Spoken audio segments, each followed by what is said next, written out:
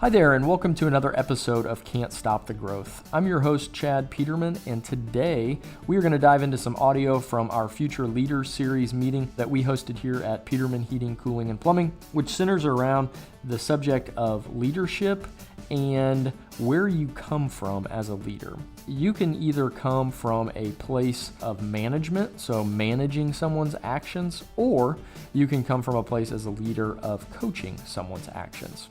Obviously, I think it's pretty clear that coaching someone's actions are going to lead to better results than managing someone's actions. Oftentimes when we manage those that are supposed to be following us, we never get them to grow. And it is our job as leaders to grow the people that follow us. We've got to make them better.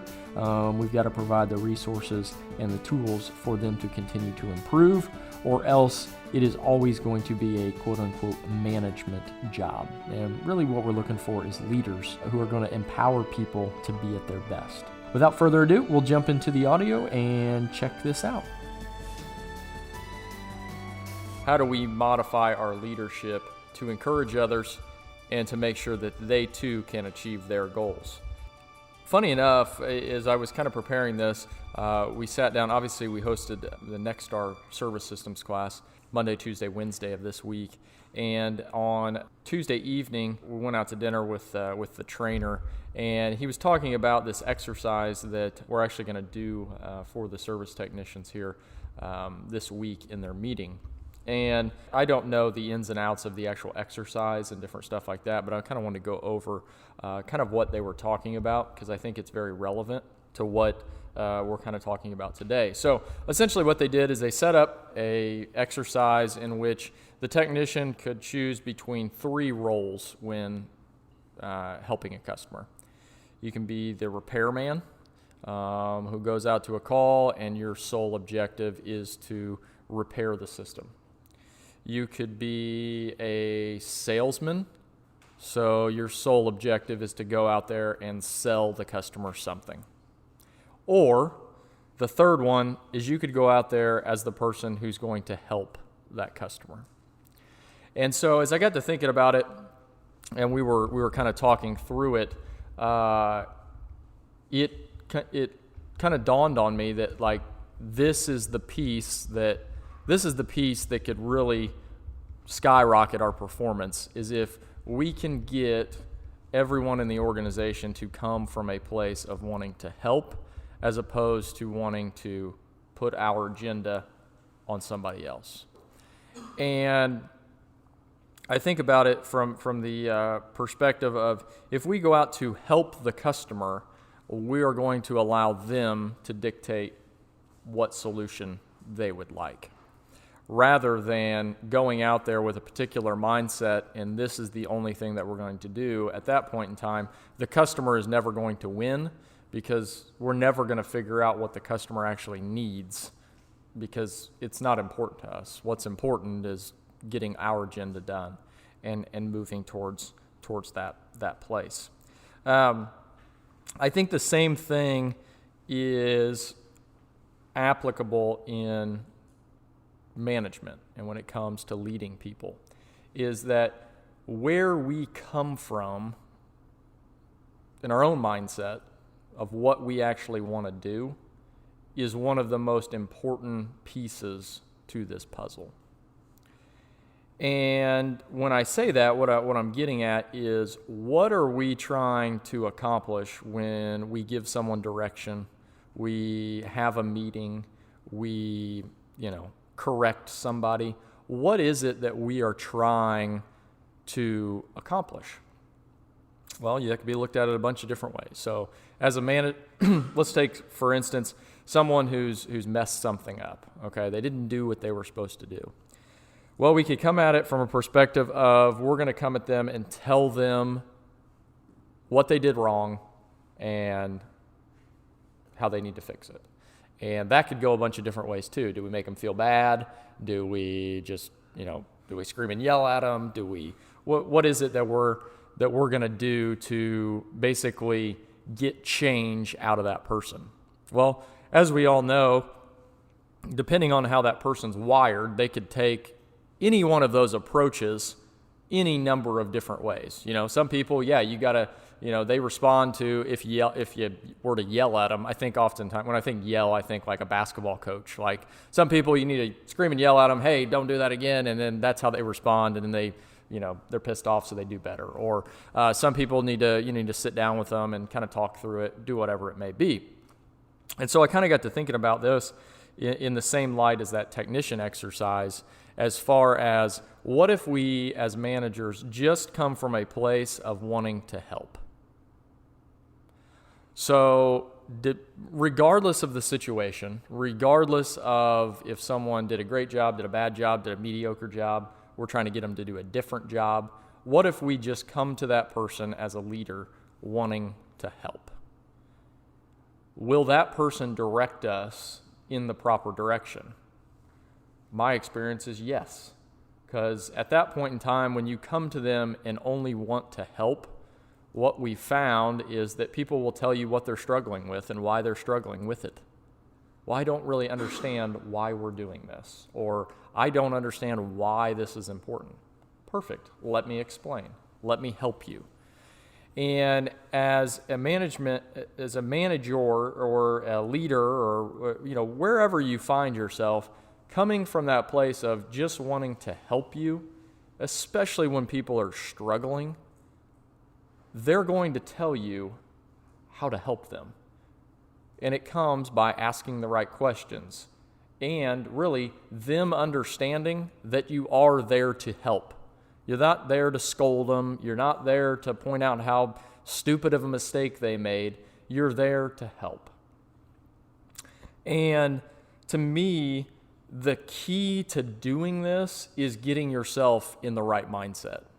What is it that you want to accomplish? Do you want to truly help them, or is it to accomplish that we need to get this done in a hurry and you need to figure out how to do this, so here we go? What is your mindset? What is your motive behind what you're actually doing? So let's take a meeting, for example. So if you go into a meeting, I've got these 4 things that I need to, basically these 4 things that we're doing wrong that we need to get corrected. So my objective is to get all of these things corrected. How I'm going to do that is I'm going to bring up examples of when we screwed up. Hey, stop doing this. Let's do something else. Or I don't understand why you can't figure this out, or whatever the case may be. That's your objective. Your hope is to get corrected. Well, as we've probably all seen in our time as a leader, that works some of the time. And then oftentimes what happens is you're sitting there a month from now and you're going back over the same exact stuff. Because there again, you just told them, they've done forgotten that lesson, you've forgotten about it, and then all of a sudden it rears up and creates some chaos, and so you're like, okay, we got to go back to this and figure it out. What if we took that same meeting, there's 4 things that we're not doing right, and we need to get them corrected. But instead of just coming from a perspective of wanting to get these things corrected, we come from a perspective and a mindset of wanting to help them, wanting to help them grow, knowing that they're not screwing up on purpose. They just don't understand why it is so important. They don't understand why we actually want to run this way. Whatever the case may be, you come from that perspective. What I have found is that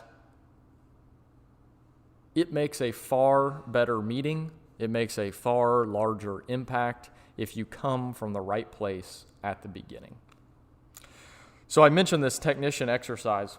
So earlier this week, we have a technician who is coming from the repair mindset. And this is a true story. So I told you that happened on Tuesday where we learned about this. Literally on Wednesday morning, we have a meeting with a technician who's struggling with this. He does not know that he's struggling with it. We didn't realize that he was struggling. Well, we knew that he was struggling, but we didn't have this example to kind of point him in the right direction. So we sit down with him, and my goal that morning was okay, we've got an issue here where he is not providing great service because he's coming from one of these perspectives, and he's not giving the customer all the options. It's putting us in a bad spot. It's putting the customer in a bad spot. Things aren't good. We need to get this corrected. But in what I have learned, I came from the perspective of, here's the deal. We need to make an impact in this guy's life because I think that he can understand. Once we explain this to him, and once he knows we're here just to help him, I think he's going to get this. So Alan and I sit down with him, and we open up the conversation as, here's what's going on. How can we fix this situation? How can we help you get better at this? And immediately starts opening up, like, well, yeah, I and we just start having open dialogue. And then we explain this example to him. Like, what's your mindset going into the call? Well, I'm a service technician, so my job is to fix it. I just want to go in there and fix it. Okay. Well, is that fair to the customer? Maybe, maybe not. Well, what if you came from the mindset of just wanting to help them? What if you just went in there, no preconceived notions about what's going wrong, what they need to do, what you want to do, what you think's best? What if you just went in there to look at their system? What if you just told them right when you walked in the damn door, I'm here to help you. I'm going to take a look at your system. I'm going to look it over. I'm going to be asking you questions. I'm going to prepare some options for you, and then we're going to go over those, and then you make the best decision that you can for your home and for this system. And his response was, well, I guess I'm the one getting in my way, aren't I? Well, possibly, yeah. Because you're looking at it from your own mindset as opposed to how you can help someone else. And so it was on two fronts. One, he understood how he needed to go and help others. And then I think we got a lot out of the meeting because we didn't go into the meeting with the idea of we're going to point out what he's doing wrong and tell him to stop it. Just stop. Do what we tell you to do. If we would have done that, I can guarantee you the result would not have been the same. We had a really good conversation about him understanding why that would be so important. And, okay, I see that I may be guiding the customer down a path that they may need to go down, but at the end of the day, they need to be able to make the choice of where they want to go. And the only way they can do that is if I give them all of the options available to fix this. And to me, it was just further proof of coming from the right place is ultimately going to get you a better result. And so what I have started doing, and I encourage you to do, is, especially meetings, interactions, my favorite, the tough conversations that you need to have with people that no one likes having the tough conversations with people. It's like, hey, we've got something going on here. We need to get it fixed. But what I can tell you is that if you flip your mindset into not dreading the conversation, not dreading the meeting, but rather coming from a place of impact and how am I going to help either this person, this group, whatever it is, how am I going to help them get better? What questions can I ask them that may help them discover what the answer is without me just directly telling them? What I have found is that you get far more out of the meeting, and so does that other person or that group of people when you come from the right place.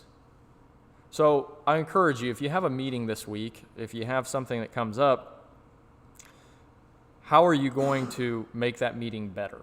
And when I say better, how are you going to help more people as opposed to just telling them what to do?